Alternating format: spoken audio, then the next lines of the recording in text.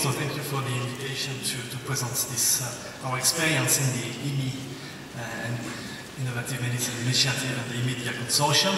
So I will just describe briefly what we have been doing and what is the IMIDIA Consortium, and then what has been our experience to deal with pharma in doing this kind of project, which was a very interesting experience.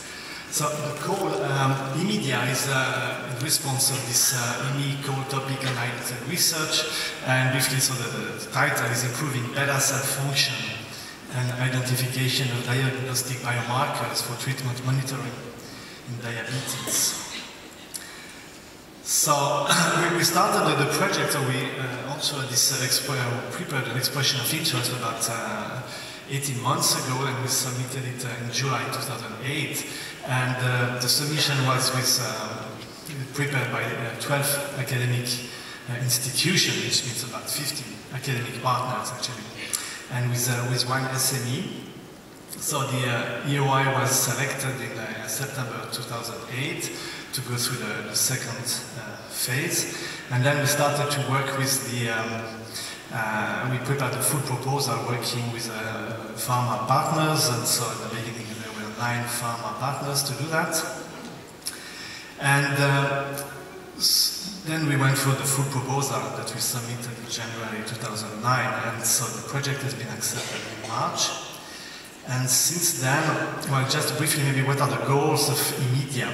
As was mentioned before, it's not only pure basic research, but it's really developing of novel tools, identification of biomarkers, and also development of knowledge. And this is really part of the basic research that needs to be done to try to understand better these cells, beta cells, which are very critical in the development of diabetes, and for which we know still very little because they're difficult to study, especially in human.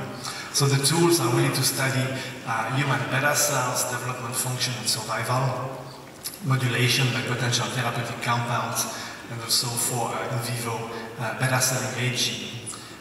Biomarkers is for diagnostic and prognosis of beta cell failure, and for monitoring diabetes progression and treatment. And as I said, knowledge is really the part which is the basic science part of the project. So most of this project was written, at least for the first part, and also I must say for the second part by academic partners, and the second part was also, of course, with some participation of pharma, but still mostly driven by the academic partners. So the budget, so I think it's an ambitious project, a lot of things to realize and to be done. So the budget is divided from the EU funding to the academic and SME partners, on a budget of €7 million, and an estimated pharma in-kind contribution of €15 million, and we can discuss what's the way the things have been estimated, but this is almost what we have. So there's one thing that is somewhat of a difficulty, at least for the academic partners, is that the EU funding, as you know, they will fund actually 75% of the actual costs, meaning that, and there is 20% overhead, so it means that there is a need for outside resources that need to be found by academic partners to really contribute to this project. So what is the current status of IMIDIA? So there is one pharma to left the project. We started, as I said, from March 2009, the negotiation of the project agreement, and this has been completed actually a few days ago. It's maybe not completed, but I mean the project agreement has been accepted by everybody, and it has been signed, I think, by almost everybody now.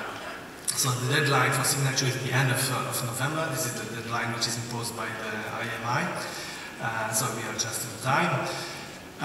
Still, we have been working a lot to prepare the science since the summer.